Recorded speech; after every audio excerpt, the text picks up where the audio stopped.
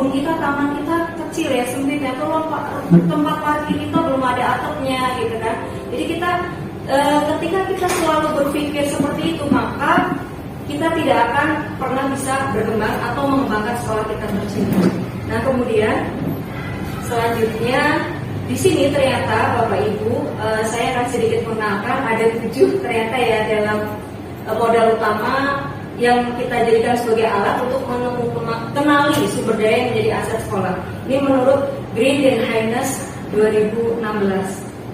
Yang pertama tentu saja ada modal manusia. Nah kita ini ya, ini berhubungan dengan kecakapan seseorang dalam berbagai bidang. Di sini mungkin Bapak Ibu udah tahu ya. Yang pertama apa Bapak Ibu? Tentu saja guru dan murid yang cakap dalam membaca dan menghafal Al-Quran. Di sekolah kita ya, kan banyak sekali ya guru dan murid yang mungkin sangat cakap ya dalam menghafal Al-Quran. Kemudian yang kedua, guru dan murid yang cakap dalam berbahasa. Di sini ada pakarnya, Ustaz Sofan gitu ya, pakar dalam bahasa Arab. Kemudian yang lain ya, ada yang sangat fasih bahasa Inggris. Ini ternyata merupakan modal-modal utama ya. Kemudian guru dan murid yang cakap dalam seni. Ini juga di sekolah kita ada ya Bapak Ibu ya, yang sangat cakap dalam seni. Dan itu banyak sekali termasuk kepala sekolah kita gitu ya. Dalam seni teater, seni musik ya. Beliau dulu pun mengaku eskul drama juga ya. Kemudian guru dan murid yang cakap dalam IT. Nah kita sebenarnya ada salah satu peserta yang tidak nampak di sini. Karena di sudut sebelah sana ada Pak Mul. Beliau bersama ahli dalam IT. Jadi itu merupakan aset yang sangat luar biasa ya bagi sekolah kita. Nah kemudian murid juga banyak ternyata Pak Mul ya sebagai komputer yang mengajarkan anak-anak sudah sekian lama, ternyata banyak juga yang memiliki cakapan dalam IT. Nah ini bisa kita kembangkan. Nah kemudian kepala sekolah yang cakap dalam memimpin, ada Busari ya, kemudian mungkin di bawahnya. Kemudian ada wali murid yang kooperatif ya. Wali murid kita secara umum insya Allah ya bisa dibilang kooperatif. Kemudian pengawas yang berjiwa membimbing, Pak Kabul. Insya Allah beliau selalu membimbing kita dengan sabar. Kemudian apalagi janitor dan satpam yang ramah, apalagi yang belum disebutkan di sini. Tenaga pendidikan ya, TU ya, itu juga sangat luar biasa ya. Kita memandangnya harus selalu positif nih, agar kita bisa menjadikan karya tersebut menjadi sebuah aset yang bisa kita kembangkan. Nah, Bapak Ibu yang selanjutnya yang kedua yaitu model sosial. Di sini yaitu berhubungan dengan norma dan aturan yang mengikat warga masyarakat yang ada di dalamnya dan mengatur pola perilaku warga. Juga unsur kepercayaan atau trust ya dan jaringan networking antara unsur yang ada di dalam komunitas atau masyarakat.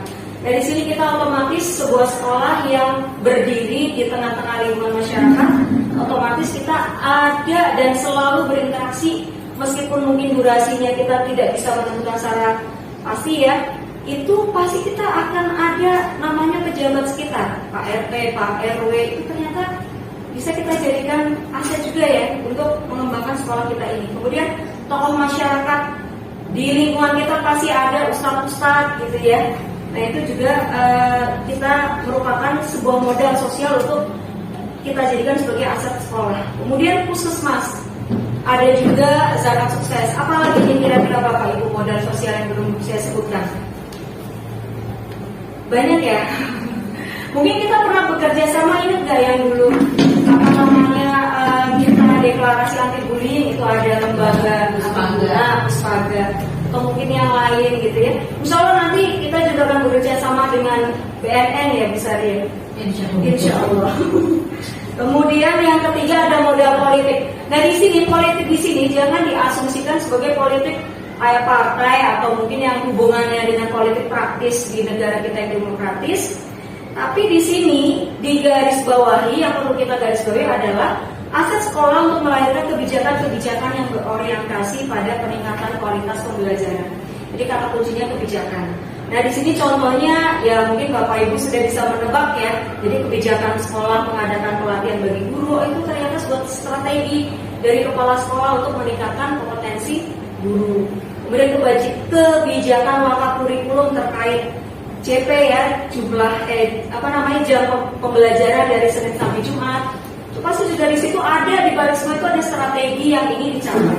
Kemudian kebijakan lokal kesiswaan, nah ini dia yang mengadakan berbagai program seperti camp, kemudian living program, kemudian yang sekarang wisuda dan pelepasan, ini juga merupakan sebuah modal politik yang kita bisa kembangkan untuk menjadi sebuah aset yang lebih bisa membuat sekolah kita lebih maju lagi. Apalagi kira-kira? Mungkin kebijakan apa? Kebijakan mungkin internal di fasenya koordinator gitu, atau mungkin bahkan kebijakan dari para wali di kelasnya. Itu sebenarnya kita sudah memiliki modal politik atau kebijakan dari guru-guru bidang studi. Setuju Bapak Ibu? Ada lagi nggak tambahannya kebijakan politik? Baik, selanjutnya yang keempat yaitu modal agama dan budaya. Nah, di sini kebetulan kita sekolah Islam, maka tidak luput dari modal ini ya. Walaupun Hatta dia sekolah negeri pasti juga ada ini modal ini biasanya. Cuma kita alhamdulillah sekolah Islam jadi bisa lebih luas lagi aset yang kita miliki terkait modal agama dan budaya. Nah, ini berkaitan dengan kegiatan dan ritual kebudayaan dan keagamaan dalam suatu komunitas. Ini contohnya di komunitas kita, artinya komunitas sekolah ya, kemudian di lingkungan sekitar pasti sering dilaksanakan kegiatan peringatan hari besar keagamaan baik di internal maupun di masyarakat sekitar. Kemudian kita juga ada sebuah budaya ya, yaitu munakosa Al-Quran. Ini juga relatif atau berhubungan dengan agama juga. Kemudian ada pesantren Ramadan. Apalagi kira-kira ya model agama dan budaya? Banyak ya. Jadi kebetulan kita sekolah Islam, di sini ada budaya-budaya positif yang selalu kita lakukan ya. Ada sholat duha, kemudian amal surah, kemudian zikir berjamaah. Ya, terima kasih Bapak Ibu masukannya. Kemudian yang kelima, modal fisik. Modal fisik ini terbagi menjadi dua ya. Yang pertama bangunan, yang kedua infrastruktur atau sarana prasarana. Yang bangunan itu meliputi ruang kelas, masjid, perpustakaan, UKS, apalagi ya sekolah kita kayak banyak banget. Lapangan, apa lagi? Kantin ya. Terus banyak sekali ya. Kita termasuk sekolah yang sebenarnya cukup lengkap dibandingkan sekolah lain. Sekolah lain mungkin banyak yang belum punya masjid, terutama ya karena mungkin kita sekolah Islam ya. Kemudian lapangannya tidak seluas sekolah kita. Nah, ini dijadikan model yang harus kita manfaatkan betul untuk pembelajaran yang memang bermakna dan berpusat pada murid. Apalagi Bapak Ibu yang terkait dengan bangunan. Ya nanti mungkin sembari laptop ya, ini yang ruangan sedang kita tempati ini juga merupakan modal fisik. Kemudian infrastruktur atau sarana prasarana. Yang pertama sistem air. Air kita ya alhamdulillah cukup melimpah gitu ya. Kemudian saluran pembuangan, mesin, di sini ada berbagai mesin dalam sekolah kita, jalan dan sebagainya. Kemudian yang selanjutnya yang keenam modal lingkungan atau alam. Nah ini artinya lingkungan yang dapat dimanfaatkan untuk pembelajaran yang berpihak pada murid.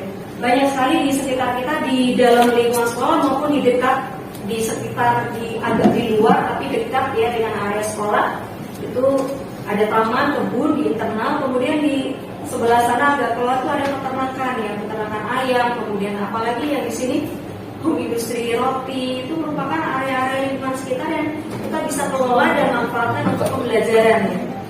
Baik, Bapak Ibu setuju? Siapa yang sudah pernah melakukan kegiatan di luar dengan memanfaatkan lingkungan? Alhamdulillah. Ya, kelas B, kelas B ya. Baik, fase C, level 5 juga pernah. Ya, yang terakhir yaitu modal finansial. Jadi ini yang terakhir. Ini merupakan dukungan keuangan yang dimiliki oleh komunitas. Alhamdulillah kita sudah memiliki sebenarnya banyak ya, tapi yang saya tampilkan hanya 3 sengaja biar Bapak Ibu berpendapat. Ada uang kegiatan siswa, dana bos, gaji, apalagi kita secara modal keuangan. Kalau BPJS itu termasuk ya modal kita di finansial ya. BPJS ketenaga kerjaan. Kalau tabungan ada nggak di lingkungan sekolah kita?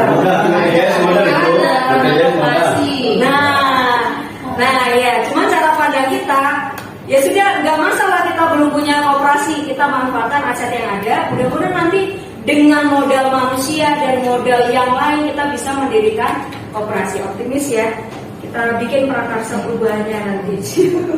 Nah selanjutnya ini closing penutup. Marilah kita lihat segala yang ada di lingkungan sekolah kita sebagai sebuah aset yang dapat kita kembangkan. Mulailah selalu berpikir positif, berkolaboratif dan visioner. Jadi dalam internal kita, seperti apapun mereka, seperti apapun rekan sejawat kita pandang mereka sebagai sebuah aset. Jadi pikiran kita akan selalu visioner. Untuk refleksi nanti teman-teman akan insya Allah akan saya kirimkan link Jamboard, bisa refleksi. Dan harapannya nanti presentasi saya yang sangat singkat ini mudah-mudahan bisa memberikan manfaat bagi kita semua. Ya, terima kasih atas kehadirannya Bapak Ibu. Nanti jangan lupa diisi absennya kalau sudah beredar ya. Ya, terima kasih. Alhamdulillah. Assalamualaikum warahmatullahi wabarakatuh.